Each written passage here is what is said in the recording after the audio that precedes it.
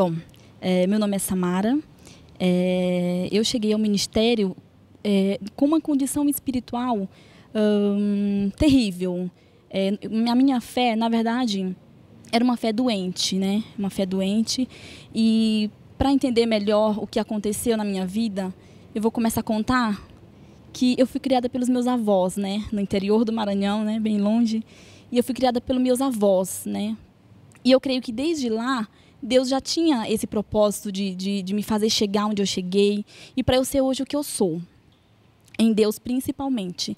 E lá no Maranhão, é muito comum, ou no norte, né, do país, é muito comum que as mães, né, deixem seus filhos e vão buscar oportunidades, vão buscar novas chances de melhorias. E comigo não foi diferente. Comigo, com a minha irmã, né, eu tenho uma irmã, e a minha mãe fez isso, né? Ela me deixou com os meus avós maternos e veio para São Paulo, né? Fiquei muito pequena.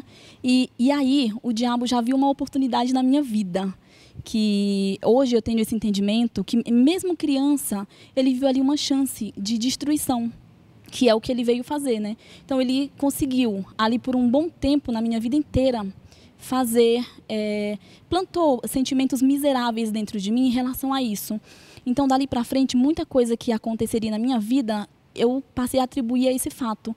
Então ele plantou na minha mente, no meu coração, que a minha mãe tinha me deixado, tinha me abandonado, que não gostava de mim, por diversos motivos. E aquilo cresceu dentro de mim, aquilo germinou dentro de mim, foi a semente do diabo.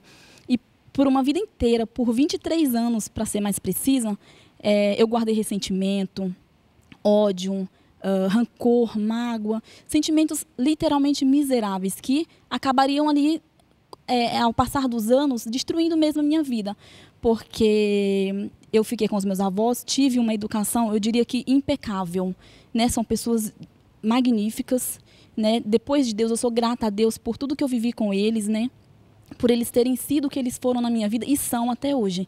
E eu fiquei, né, no Maranhão. Aos 6 anos de idade, eu tive um problema de saúde. O que era para ser uma cirurgia simples, eu tive uma apendicite, né? Para quem sabe o que é algo simples, mas comigo não foi. Houve uma complicação e dessa apendicite eu fiquei por 15 dias na UTI. Eu ainda muito criança e nessa época, quem me viu naquela situação não acreditaria que eu voltaria, né? Uma criança naquela situação e por 15 dias ainda na UTI. Quando veio a notícia para minha cidade, né, que é o interior, ninguém acreditava que eu voltaria dessa situação. E eu voltei. E eu lembro que, por volta de uns 9, 10 anos, quando eu comecei a entender algumas coisas, né, eu entendia que essa minha volta desse problema, dessa doença, era uma segunda chance de Deus. Eu não era cristã, eu fui criada num berço católico. O catolicismo é algo muito tradicional, é uma religião muito forte, né, para o interior. E para aquelas famílias, e eu fui criada. E a partir de então eu entendi que aquela minha volta daquela cirurgia era uma chance de Deus, e que eu não podia desperdiçar. Então eu sempre pensava assim, eu não posso beber, eu não posso me prostituir, eu não posso fumar, eu não podia fazer, na minha cabeça eu tinha ali um Deus idealizado, então eu não podia fazer nada fora do que eu entendia que era errado para Deus, porque eu tinha medo de perder aquela chance, eu tinha muito medo de morrer, porque a minha vida inteira eu ouvia as pessoas falando, nossa, eu não acreditava que você ia voltar, Samara. Pelo que você passou, a gente não acreditava que você ia viver uma criança. E você sempre foi muito magrinha, muito delicada, muito indefesa. Então, ninguém acreditava que você voltaria, que você hoje estaria aqui, né? E ser o que você é hoje. E eu né, segui minha vida assim, e eu fiquei firme nesse berço católico, né? Era de dentro da igreja mesmo, participava de grupos de jovens, eu passei por todos os processos que a gente sabe, que quem foi ou quem é sabe. Mas era uma fé que não mudava a minha vida, era uma fé que não foi o suficiente para me libertar, principalmente de toda aquela situação que eu vivi e daqueles sentimentos que eu tinha em relação à minha mãe. E ela veio, ficou esse tempo todo, e por intermédio desses sentimentos, eu tomei decisões na minha vida que foram muito dolorosas. E uma delas, quando eu fiz os 17 anos, que eu terminei o colegial, até então eu nunca tinha tido nenhum sonho de me formar, de estudar, não. Minha vida era aquela. Trabalhei aos 13 anos numa lanchonete, lá na cidade mesmo, me contentava, era muito contentada com aquilo. trabalhei numa lanchonete, né, como ajudante de cozinha, coisas simples, que era o que tinha na cidade. E depois eu fui trabalhar como auxiliar de professora aos 14 anos. E quando eu terminei o colegial, fiquei dos 14, 15, 16, eu terminei aos 16 anos meu colegial. E aos 17, eu decidi que eu queria fazer uma faculdade. Não sei de onde, hoje eu creio que foi Deus, porque hoje eu sou, né, sou formada, mas até então eu não tinha nenhum sonho de estudar, não fazia parte do meu mundo aquilo. Graças a Deus nunca me faltou nada na minha criação, sempre tive tudo ali no que era permitido, no que era possível para viver no interior. Nunca passei privação, nunca passei necessidade, nunca passei fome, graças a Deus, sempre tive ali tudo ao meu alcance. Mas eu decidi, e para não vir morar com a minha mãe, que já morava em São Paulo, eu fui morar com estranhos. Eram tios distantes que eu só conhecia de nome, não tinha nenhuma convivência, mas só para não ter que vir morar com a minha mãe, para não enfrentar essa situação, eu aceitei morar na capital do estado e fui morar em São Luís com esses tios. A promessa era, ficaria na casa com os filhos deles, no caso, eles viriam de lá do interior para a capital a cada 15 dias, eu estaria só estudando e os meus avós bancariam minha faculdade. Até então era a promessa. Quando eu cheguei a essa casa, a promessa não era essa. Eu me deparei com: olha, no caso seria eu e a filha da pessoa, né? No caso minha prima, ela mais nova que eu 1 ano. E o que era realmente foi o seguinte, foi imposto para mim a seguinte situação: olha, você, como sendo a mais velha, você vai ficar responsável pela casa, pela vida da sua prima, e eu vou voltar a cada 15 dias para ver o andamento da coisa. Eu era menor de idade, então meu tio teve que fazer minha matrícula. E assim foi feito. E a cada 15 dias a pessoa voltava mesmo. Só que aí a responsabilidade que eu assumi para minha vida era aquela. Eu com 17 anos, nunca precisei assumir uma casa na vida, né? Porque eu morava com os meus avós e eu sempre tive de tudo à mão. Tive que, ali, me deparar com serviços domésticos, que até então eu tive tudo na mão. E aquilo era tudo muito novo para mim. Mas eu dei continuidade, eu fui para a faculdade, fiquei indo na faculdade, e aí coisas muito inesperadas foram acontecendo. Daí um tempo a minha prima tinha umas amizades, começou a levar, ela menor de idade, eu também, começou a levar para casa, vinham as bebedeiras, e eu da igreja, né, no berço católico, procurei logo rapidamente uma igreja, porque eu tinha que dar continuidade na minha fé, que era aquela fé, e enquanto eu ia para a igreja, quando eu voltava, tudo em casa estava revirado e eu era responsável. Então tinha marca de bebida no sofá, tinha marca de bebida na estante, cigarro. E eu já entrava brava, né, mas não falava nada porque a casa não era minha. Embora eu tivesse sido, né, a incumbida de cuidar, mas não era minha. E eu entrava brava, triste, e aí eu era alvo de xingamentos. Coisas do tipo, a santa chegou, deixa ela lá no quarto dela. E ali eu comecei a ver a situação como ela realmente iria ser dali para frente. E eu, ali naquela minha fé, eu falava com Deus. E eu falava: nossa, Deus, mas como é que eu vou ficar aqui desse jeito? Não dá para eu ficar aqui. Como que eu vou levar a minha vida assim? A minha tia vai chegar no final do mês e eu vou ter que responder por isso. Mas eu não podia falar nada porque eles eram muitos. Era minha prima e mais uns 10. E eu não podia ir contra eles. Eu era minoria ali. Então eu tive que aguentar. Então eu seguia para o meu quarto, eu ficava ali quieta, chorando, ouvindo o que eles falavam. E quando terminava, sobrava para mim a bagunça, a limpeza. Então ali eu fui sendo uma doméstica, eu fui sendo uma empregada doméstica. Então a promessa que era para ter sido de só estudar e seguir minha vida, não. Estava muito diferente daquilo. E eu não podia contar isso para os meus avós, porque eles iam querer que eu voltasse, ou eles iriam me buscar certamente, isso era certo. Se ela soubesse, minha avó soubesse, minha mãe, meu pai soubesse, meu avô, no caso, que eu chamo de pai e mãe, eles iriam me buscar, certamente. E eu tive que aguentar por um tempo. E ali, quando ela chegou, eu tive que responder por tudo aquilo. E respondi, e era xingamento, humilhada. Eu era humilhada. E aí eu falava para Deus no meu quarto, assim, eu falei: Senhor, mas por que eu estou passando? Eu comecei a questionar Deus. Naquela minha fé, eu questionava Deus. Por que eu estou passando por isso? Eu não preciso passar por isso. Na minha casa, na casa dos meus avós, eu sou bem cuidada, eu sou zelada, eu sou bem tratada, eu não preciso passar por isso. Mas o que eu vou fazer agora, se a minha vida é aqui? Se eu escolhi vir para cá? Como que eu vou retroceder nessa minha decisão de falar: vó, eu quero ir embora, mãe, eu quero ir embora? Não posso fazer isso. E aí, eu fiquei nessa situação. E houve dias, e assim, o dinheiro, quem pagava a minha faculdade eram eles. E era contado o dinheiro. Como eu não trabalhava, e teve dias que eu não tinha R$1,10 para ir para a faculdade. Eu lembro que foi uma primeira prova que eu tive que fazer na faculdade, e eu não tinha R$1,10 para ir, que era o passe de ônibus de lá. E eu falava, e eu chorava muito, né, porque eu não tinha esse sonho, mas dali pra frente eu comecei a ter. Então eu queria fazer minha faculdade. E aí eu lembro que eu tinha uma pulseira linda, né, que eu tinha ganhado porque eu tinha vindo embora, ganhei de uma amiga artesanal. E eu fui pro ponto de ônibus vender essa pulseira de manhã cedo. Minha faculdade era de manhã. E eu fui vender essa pulseira para fazer essa prova na faculdade. Era a primeira prova do semestre. E aí, chegando no ponto, eu, né, com o olho cheio de lágrima, eu pedi para uma moça, eu falei, moça, compra essa pulseira para mim, porque eu tenho uma prova hoje, né, chorando, eu tenho uma prova hoje, eu não tenho como ir. E ela me deu o passe, não comprou a pulseira, mas me deu o passe, e eu fui. Então, a garantida de ida eu tive. Agora, de vinda, lá eu dava meu jeito, mas eu ia, e fui.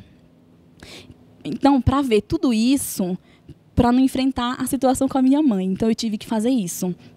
E aí foram passando os dias e eu fui seguindo assim. Não foi uma vez nem duas que aconteceu isso de eu não ter dinheiro para ir. Mas eu não podia pedir para os meus avós, não podia pedir para eles, porque eles não tinham dinheiro de sobra, mas o dinheiro garantido da mensalidade eles tinham. E eu sabia que ali era um esforço para eles, né, de pagar todo mês. E quando eu ligava para minha avó para falar o oi, o tudo bem, para pedir a bênção todos os dias, eu começava a chorar. Teve uns dias que eu começava a chorar, eu não conseguia mais falar nada. E ela perguntava, o que foi? E eu, quando eu conseguia falar alguma palavra que saía, eu falava, não, mamãe, é saudade, é saudade. E não era. Eu estava, na verdade, já entristecida com aquela situação que eu estava vivendo. Até então, tudo bem, eu estava decidida a ficar ali. E lá no bairro onde nós, né, morávamos, onde eu morava nessa casa, a água da torneira vinha a cada 2 dias, um dia sim, um dia não, e vinha na parte da noite. Então, quando os meus tios vinham para casa, eu era, como sempre, a incumbida de ficar olhando para abastecer a caixa d'água, tambores, né, para ficar aí no outro dia a reserva de água. E eu lembro que eu já estava muito triste com toda a situação que eu estava vivendo, não era aquilo que eu esperava, não era aquilo que eu queria para a minha vida, era muito contrário, era um extremo que eu estava vivendo, era em relação a tudo que eu já tinha vivido, tudo bom que eu já tinha passado, aquilo era uma afronta para mim. Mas eu não tinha um entendimento, eu não sabia lutar contra. E aí eu lembro que nesse dia a água chegou muito tarde e tinha uma sacada que eu ficava lá sentada esperando e a caixa d'água encher. E à medida que ela fosse transbordando, eu ouviria, saía correndo e trancava a torneira, tudo bem. E nesse dia eu tinha chorado tanto, eu chorei tanto, pedindo para Deus, eu falei, Senhor, eu não quero mais ficar aqui. Deus, eu não quero mais ficar aqui, mas que vida é essa? Murmurando e questionando, com aquele meu entendimento, era isso que eu tinha que fazer, era questionar para Deus, eu ia questionar para quem? E eu falava, não, eu não quero mais saber de faculdade, não quero mais saber dessa casa, não quero mais saber desse lugar, eu quero voltar, eu quero ir embora. Falei para Deus, eu lembro que eu chorei muito e eu adormeci ali. Eu adormeci e acordei aos berros da minha tia. Você é louca, você tá surda, você não ouviu que a caixa d'água já encheu, Samara, vai trancar essa torneira. E ali eu já levantei, assustada e brava, irritada, porque eu falei, meu Deus, eu pisquei o olho, a caixa d'água encheu, transbordou e eu tô levando bronca agora. Depois de tudo que eu fiz, eu tô levando bronca. Aquilo era inadmissível para mim, mas eu não tinha força. Porque eu sempre fui uma pessoa muito emocional, eu sempre fui o elo fraco, sempre fui o elo fraco de todas as histórias. Eu tinha uma vida rodeada de pessoas que me queriam bem, mas eu sempre tive essa tendência a ir pro emocional, a ir pro coitadinha, a ter aquele espírito de autocomiseração. E aí eu falei, não, eu não quero mais essa vida. E aí eu decidi ali que eu não queria mais. Mas não tive coragem de falar para eles que eu iria embora. Como que eu ia embora? Se eu não tinha dinheiro para ir para a faculdade, como que eu ia embora de lá? Ou para minha cidade, ou para vir para São Paulo? Não tinha como. E aí aconteceu um outro fato que foi o ápice para mim, que dali eu não passaria.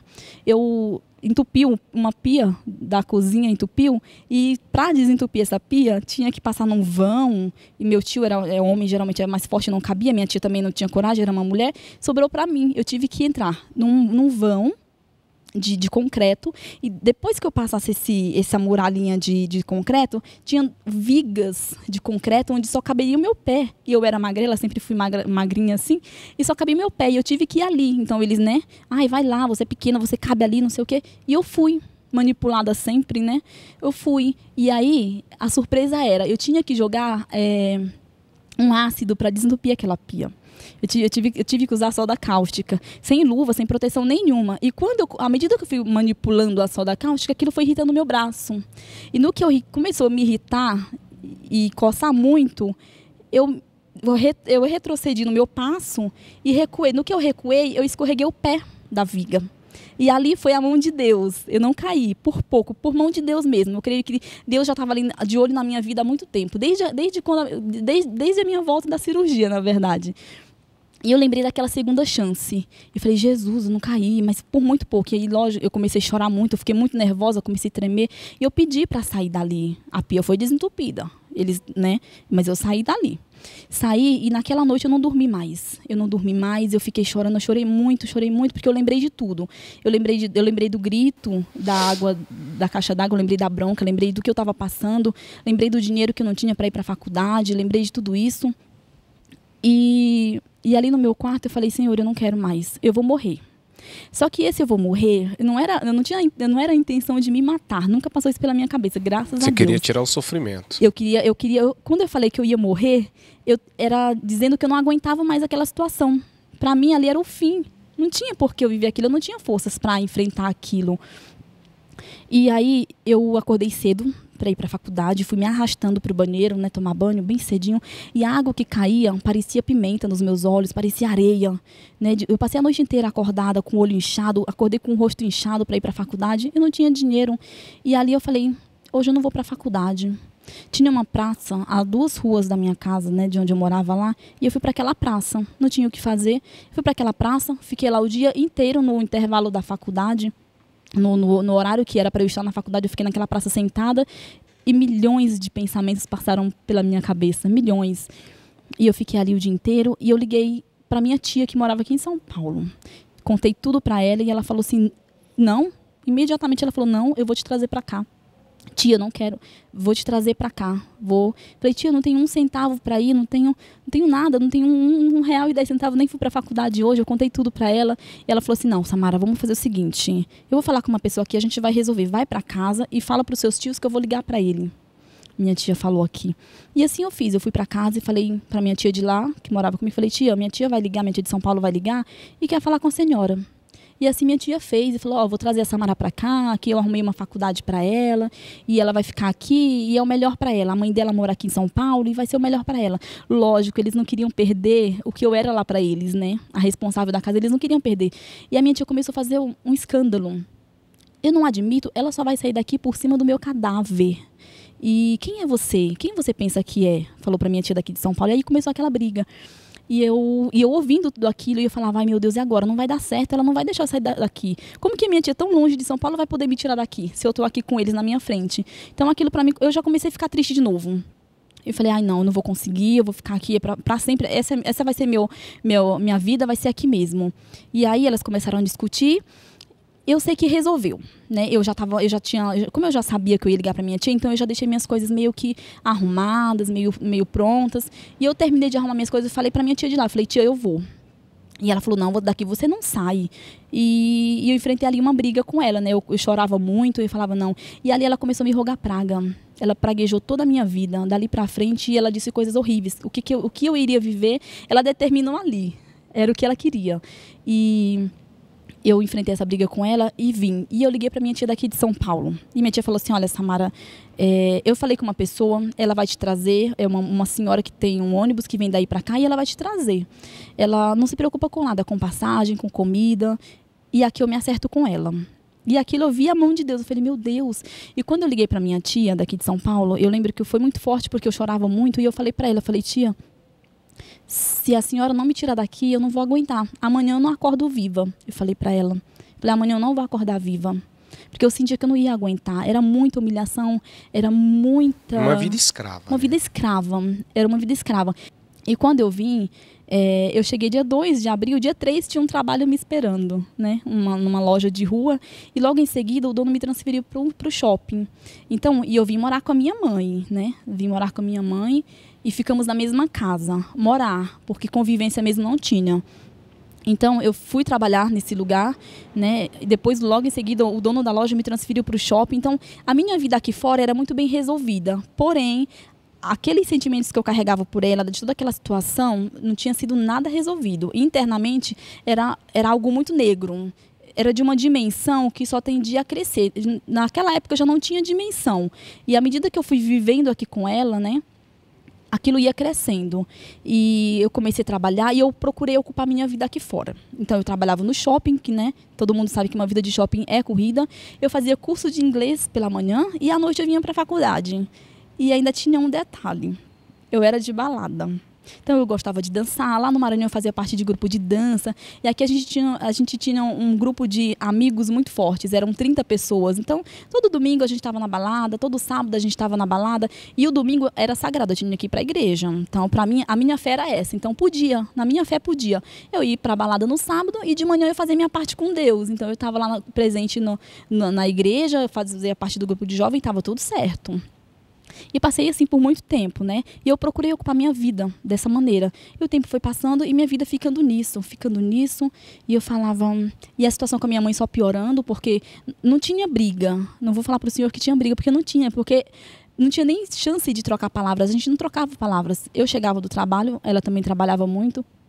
Eu chegava do trabalho, se ela estivesse na cozinha, nem um oi, nem um mísero oi que você dá para qualquer pessoa que você encontra na rua. Um bom dia, uma boa noite. Não tinha isso, não tinha. É algo assim, difícil de acreditar, mas era o que acontecia. E eu não dava um oi para minha mãe. Então ela estava na cozinha, eu passava direto para a sala, ia fazer outras coisas. E aí foi por vários anos. Fiquei com ela durante 7 anos, né? Desse mesmo jeito.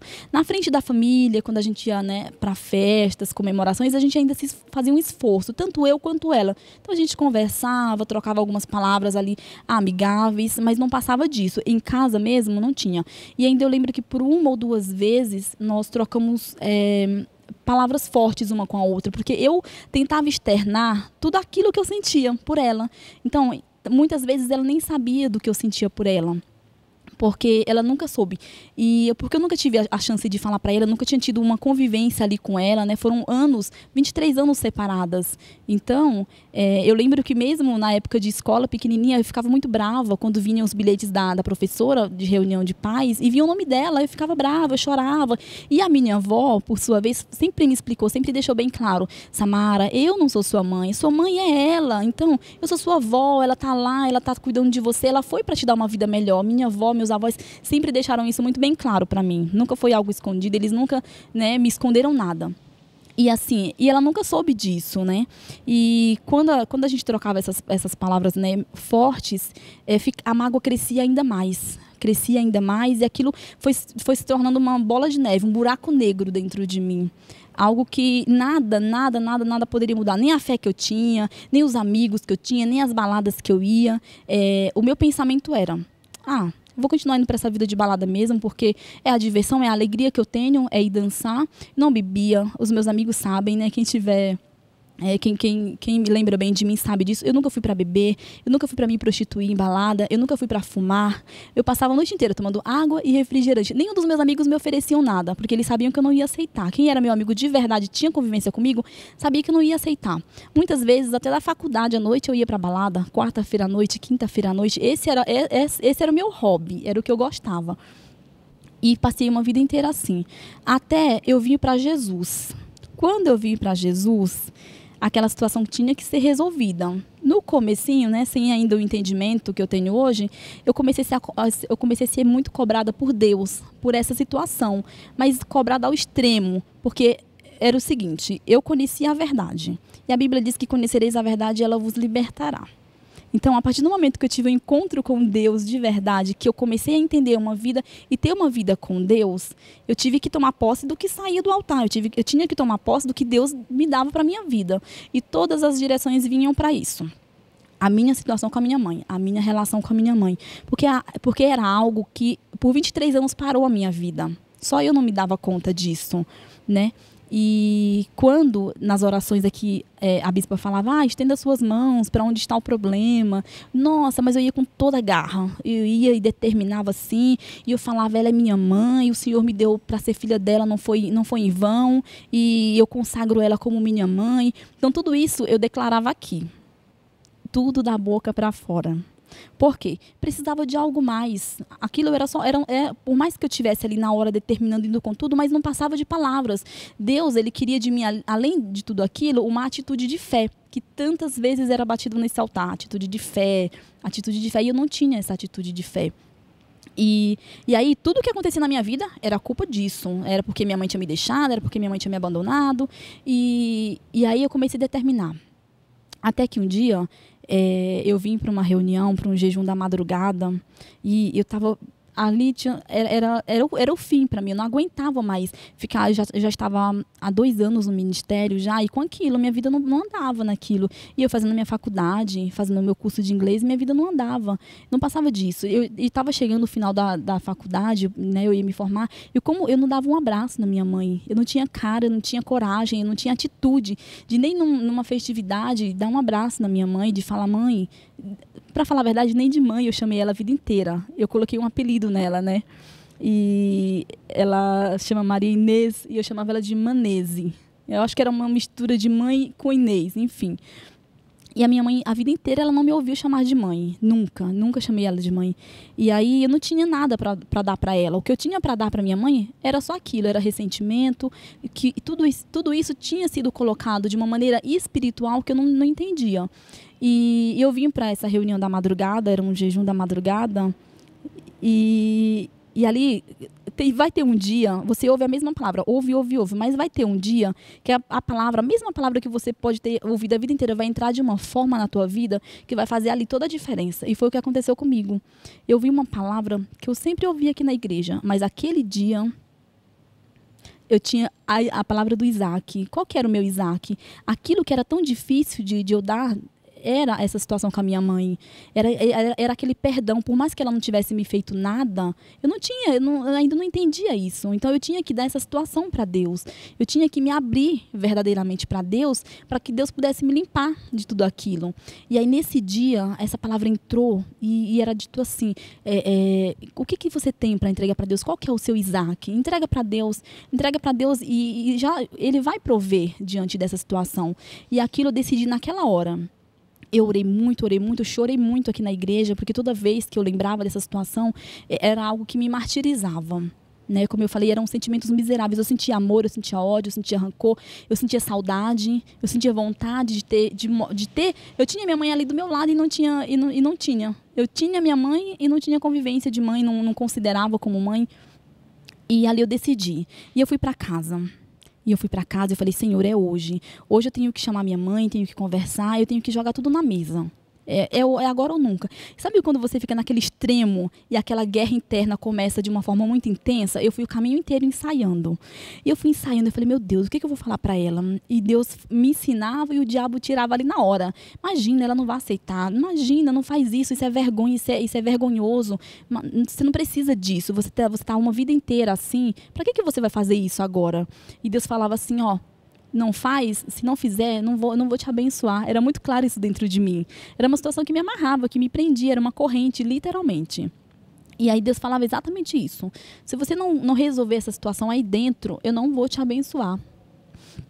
E aí eu cheguei em casa, né, já tinha ensaiado o caminho inteiro e engoli o choro, queria chorar e eu não falei, não, eu vou chorar por isso. Conflito interno, é o que a bispa fala, é uma guerra interna. E quando ela diz que vencer é uma tarefa interna, eu sei bem do que é isso.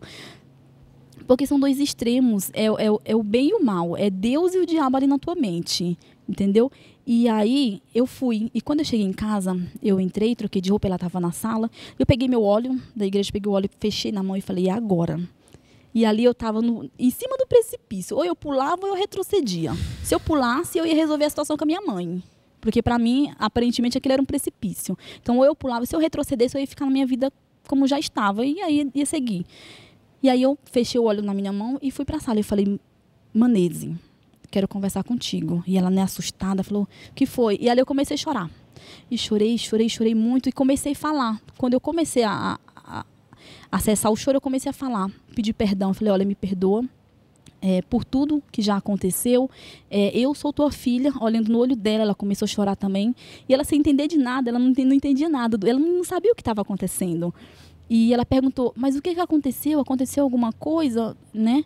E aí eu falei, me perdoa, daqui para frente vai ser diferente. Eu sou tua filha, você é minha mãe, eu não aceito te perder pro mal. Eu falei para ela, eu não aceito te perder, e a nossa vida vai mudar daqui para frente. Eu vou ser uma boa filha, eu vou fazer de tudo para a gente viver agora tudo que a gente não viveu.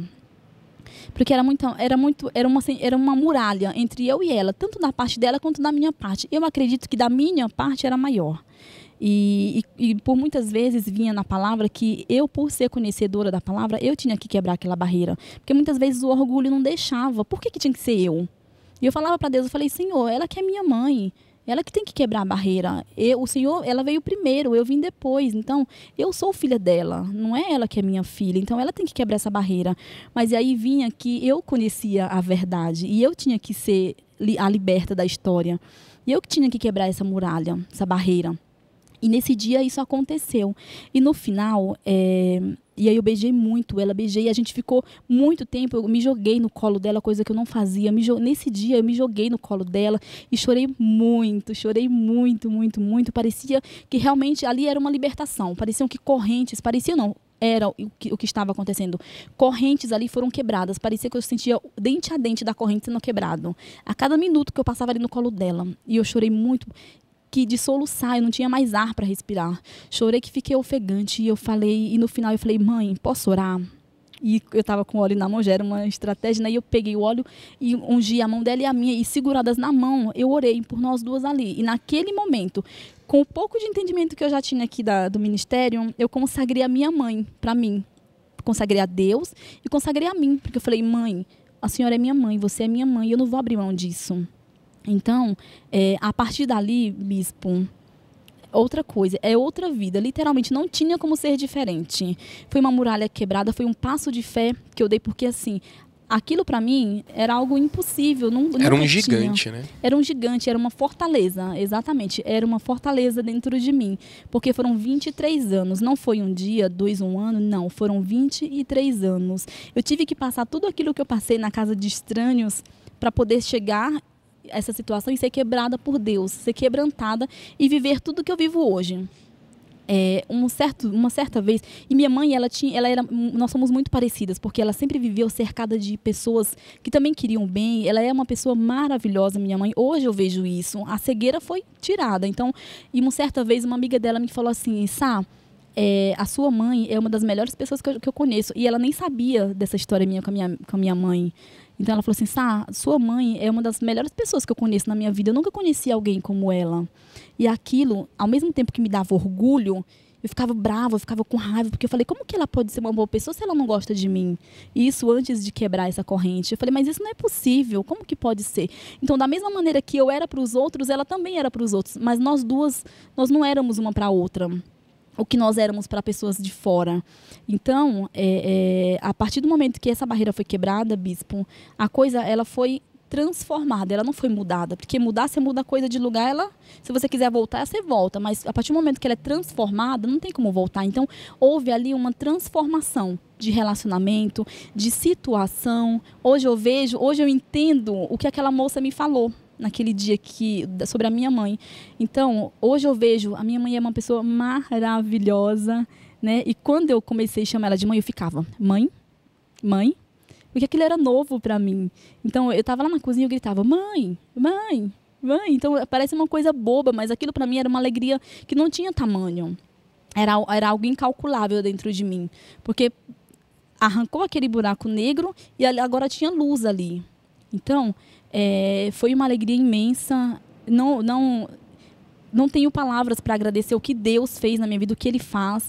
O ministério também é sem palavras, não tenho o que...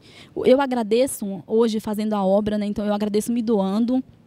Né? Tem muito ainda para aprender, tem muito para se doar, mas hoje eu sou grata a Deus, porque eu falo, Senhor, hoje eu me sinto privilegiada, né? De conhecer a Deus verdadeiramente, de uma forma que hoje eu manifesto uma fé que muda todos os resultados. E como é sempre falado aqui no ministério, na igreja, quando a gente muda aqui dentro, aqui fora também muda. E era o que precisava acontecer na minha vida, que por 23 anos não tinha acontecido. Dei continuidade na minha faculdade, né? Hoje eu sou formada, sou pós-graduada, terminei a faculdade aos 21 anos, né?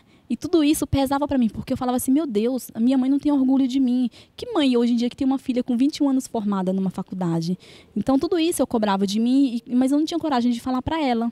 Então hoje eu sei que ela sempre teve orgulho de mim, mas ela também não dava o braço a torcer, não admitia. Pelo menos para mim, porque amigos me falavam, que ela sempre falava de mim, ai, minha filha está na faculdade, ai, minha filha está na faculdade. E hoje, assim como eu demonstro o amor que eu tenho por ela, ela também demonstra o amor que ela tem por mim, em atitudes, em palavras. Hoje eu chego, a primeira coisa que eu faço é dar um beijo na minha mãe e falar, mãe, tudo bem? Né? Então, isso para mim não tem preço. Não tem preço.